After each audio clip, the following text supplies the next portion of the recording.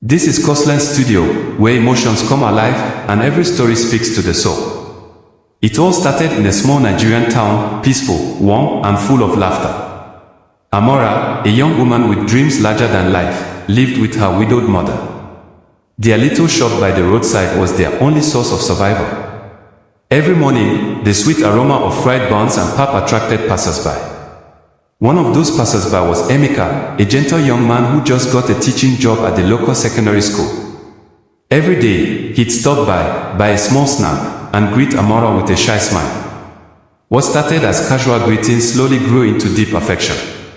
They talked about dreams, the future, and how they both believed that love could heal even the deepest scars. Months passed, and love blossomed beautifully.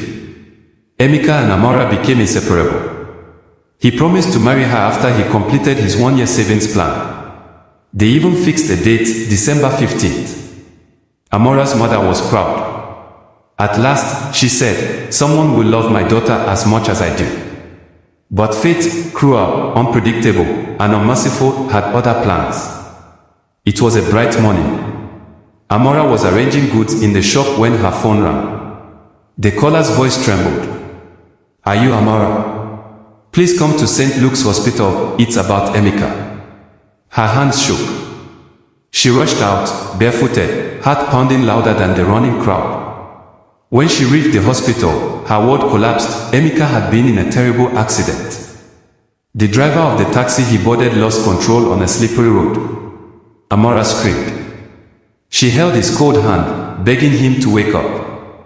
But death had already silenced his voice. Days turned to nights, and nights turned to endless tears. Amara stopped talking, eating, or even smiling. The town whispered, "She's lost in grief." She'd visit his grave every day, bringing flowers and talking to him as if he were still there. "You said we'd build a home together," she whispered one afternoon. "You said love never dies, but why am I dying inside?" Even her mother couldn't console her. Grief became her only companion. One morning, while cleaning the shop, Amara found an old envelope hidden inside a box of buns wrappers. It was Emeka's handwriting. The letter read, "If anything ever happens to me, promise me you'll keep living. Don't let grief steal your smile. Love again, because you deserve happiness." Tears streamed down her face as she read those words again and again. That day, something changed inside her. Grief had broken her, but love was slowly rebuilding her. Years later, Amara opened a small bakery in Emeka's memory, Emeka Street. People came from far and near to buy her pastries. The aroma carried not just sweetness, but a story of pain turned into purpose. One day, while serving customers, a little boy asked, "Auntie Amara, why did you name your shop Emeka Street?"